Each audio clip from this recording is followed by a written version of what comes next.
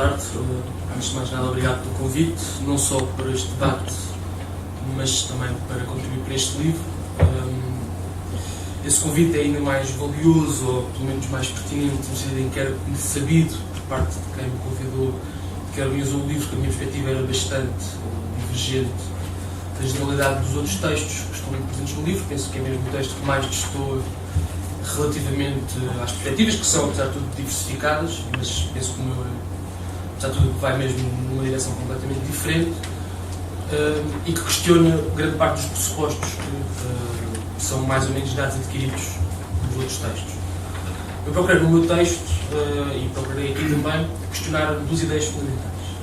A ideia de soberania, ou seja, substancialmente a ideia de que o espaço nacional é hoje em dia um espaço de resistência no contexto da globalização neoliberal, portanto, um espaço onde é possível preservar um conjunto de direitos sociais, aqueles que o Daniel enunciou, também alguns dos quais o João enunciou, um conjunto de compromissos em torno da constituição coletiva, Serviço Nacional de Saúde, um sistema de ensino público, esse tipo de conquistas civilizacionais, para simplificar.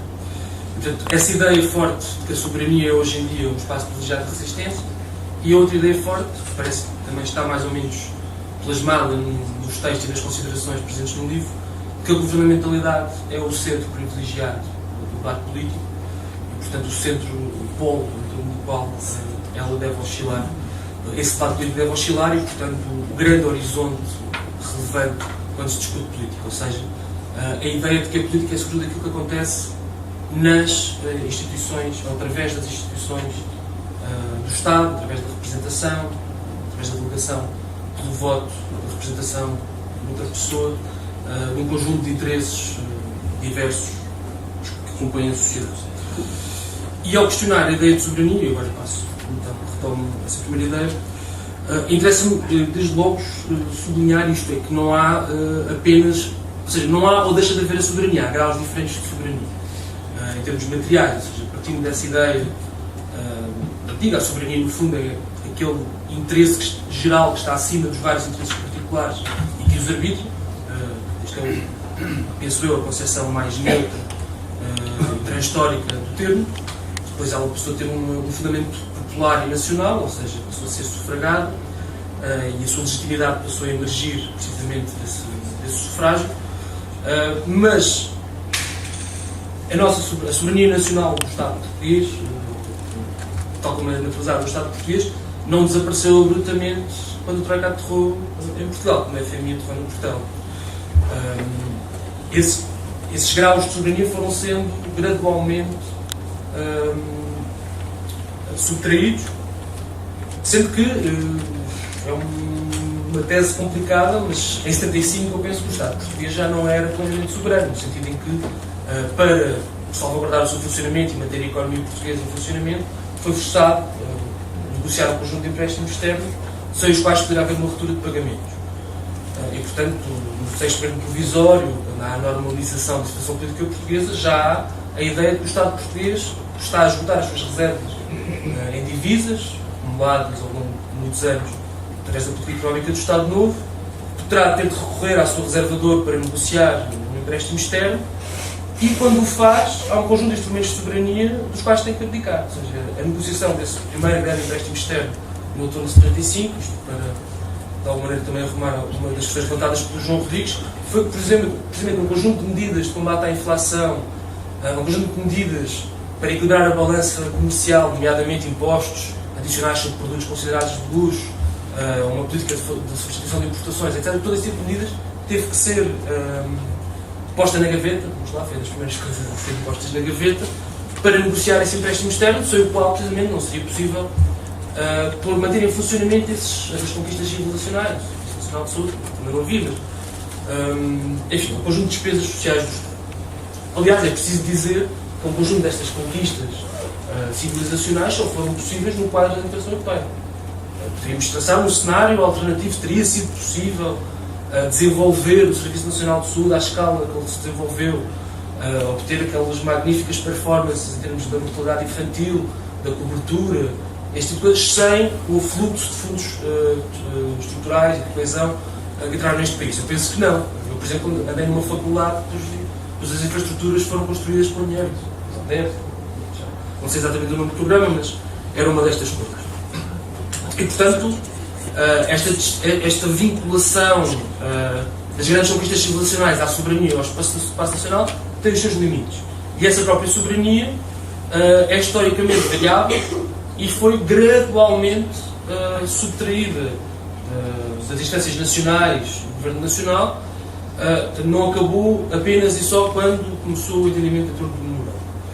Mas eu penso que esta questão da soberania tem um problema adicional, além de, me parece que desvaloriza a apologia da soberania nacional e do espaço nacional enquanto espaço de resistência, para além de deixar de fora a complexidade que acompanha o quadro, parece-me ter o problema de carregar em si um conjunto de elementos e termos próprios daquilo que se considerou chamar o nacionalismo banal, que me parece extremamente problemático.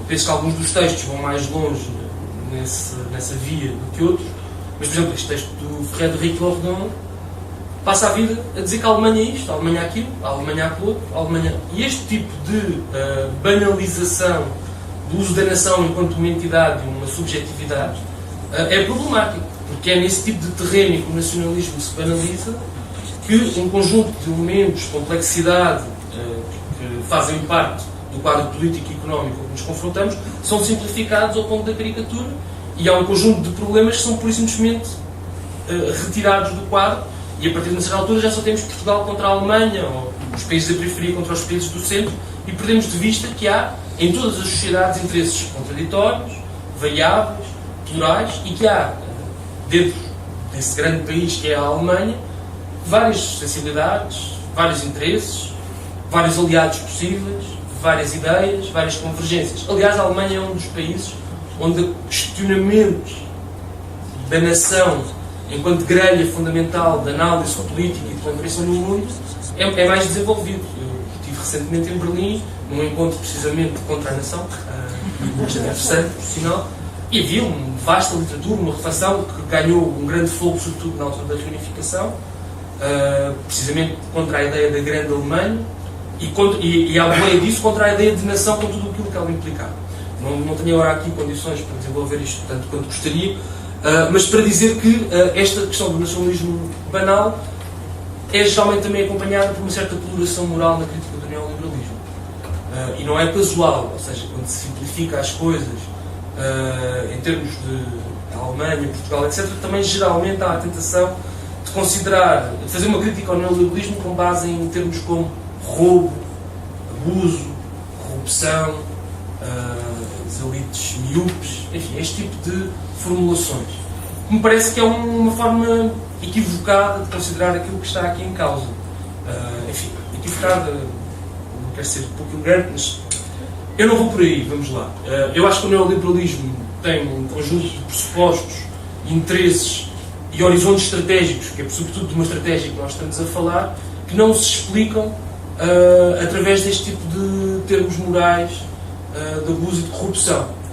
E penso que há um livro que escreve sobre isso, que eu acompanho e leio com bastante interesse aquilo que ele tem escrito, mas a ideia da engenharia social inerente à ideia de fazer o mercado funcionar e de expandir constantemente o mercado a novas esferas da vida social não se explica nem se combate, na minha opinião, com ideias como corrupção, abuso, roubo, esse tipo de coisas. Passo agora à questão da governamentalidade. Eu penso que há um problema de fundo na forma como precisamente as instituições, o sistema representativo e as eleições se tornaram o horizonte máximo da contestação às políticas de austeridade. Isso é particularmente visível a partir do momento em que surgiu o movimento que se lixa a Troika. Toda a narrativa enunciada sobre a que é que se deve à austeridade, como combatê-la e qual o horizonte desse combate, parece-me que foi claramente deslocado por uma perspectiva internacionalista que vinha acompanhando a maior parte das mobilizações de rua, para uma perspectiva precisamente nacional, com a exigência de, basicamente, a admissão deste governo e de novas eleições, a ideia de que isso é dar voz ao povo, ou seja, no fundo, eleger pessoas para falar em nosso nome é dar voz ao povo, e a ideia, no fundo, que a política é algo que acontece, e as soluções para os problemas com que nos confrontamos são algo que nós podemos delegar numa Câmara de Representantes, onde um conjunto de pessoas particularmente preparadas, espera-se, estarão em condições de equacionar aqui uma saída para este beco sem saída. Eu penso, para além disso, que esta questão da governabilidade tem em Portugal um problema material e substancial, que é os impasses da alternativa de esquerda. Enquanto foi apresentado o Daniel, portanto, eu como o João nos rimos, porque há pelo menos 3 pessoas nesta mesa que fizeram parte da Juventude Comunista Portuguesa. E, portanto, eu e o João saímos mais ou menos na mesma altura dessa gloriosa organização, e na altura saímos precisamente. Sim, eu tinha 10 anos quando o muro caiu. Tinha 10 anos quando o muro caiu. De qualquer das maneiras, tanto eu como o João depois participámos numa experiência comum, que era a da Renovação Comunista, onde esta questão da alternativa de esquerda era um dos grandes centros da discussão e do debate e da reflexão, mas a verdade é que esses impasses estão longe, estão frescos como estavam há 10 anos atrás, mais até, se calhar. Não há nenhum partido político com centro parlamentar a que tenha inscrito esta agenda, que me parece interessante, um ponto de debate, que o João anunciou no seu programa. Quer dizer, eles, na melhor das hipóteses, reúnem e trocam umas impressões, mas a verdade é que não se avançou minimamente. Eu louvo e estimo o empenho e a boa vontade com que todos vocês se lançaram no Congresso das Alternativas, mas parece-me que é um cimento relativamente pouco sólido para um edifício tão ambicioso. E estes impasses da alternativa de esquerda não são casuais, é que de facto o Partido Socialista está solidamente ancorado neste consenso neoliberal e que gera a união económica e monetária. E portanto, esse exercício sempre oscilante e difícil entre defender esse grande património dos direitos sociais e ao mesmo tempo defender o pragmatismo a que somos obrigados pelo contexto europeu, é o tipo de exercício que o Partido Socialista se tem dedicado desde o momento, basicamente, e não parece estar minimamente disponível para sair dele. Eu não vejo nenhum sinal de que assim seja. Mas o problema de centrarmos todo o nosso debate e todo o nosso horizonte nesta questão da alternativa do governo de esquerda é que, se formos pragmáticos o suficiente, teremos que admitir que, de facto, esse problema só se resolve no interior do Partido Socialista. E, portanto, a única solução seria todos entrarmos dentro do Partido Socialista para podermos condicionar esse debate ou participar nele de alguma maneira. O que me parece, obviamente, isto podia levar a lógica até ao absurdo. Bem, sei que nenhum de vocês está interessado nisso. Mas é o tipo de questão que a mim parece-me sempre incontornável e nunca ouvi uma resposta a esta questão que me permitisse deslocar esta perspectiva. Se não é isto, o que é? Os dois partidos à esquerda do Partido Socialista entendem-se, conquistam a maioria e governam? É difícil de perceber isto, sempre nos termos mais vezes evocado em defesa da saída da zona euro, é a urgência do momento em que estamos. Ora, se é urgente, parece-me que é tão urgente, ou vamos lá ver, é tão difícil, em tempo útil, construir uma alternativa de esquerda à escala nacional, como construir uma convergência contra a austeridade à escala europeia. Aliás, acho que é mais fácil, na verdade, porque não estou a ver o José Seguro a deixar-se seduzir pelos instrumentos do Congresso das Alternativas, mas tenho boa vontade nesse sentido, espero que sim. E, portanto, aquilo que me parece depois mais preocupante relativamente a isto, ultrapassando já estas questões mais táticas, é que, de facto, a alternativa de esquerda e esta ruptura com o consenso em torno do euro promete mais austeridade. A curto prazo é inevitável que prometa mais austeridade. Ou então alguém vai ter que explicar, neste livro não é o caso, espero que neste já seja, ainda não tive a oportunidade, mas alguém tem que explicar como é que isto tudo se paga. Porque neste preciso momento o serviço de dívida não é uma conspiração tenebrosa dos grandes interesses financeiros. Ou não é só. Uma parte desse dinheiro é de facto necessária para manter tudo isto em funcionamento. Mas, se a perspectiva é promover o crescimento económico, é preciso explicar como é que isso seria possível fora do quadro de uma zona de circulação europeia de bens e serviços.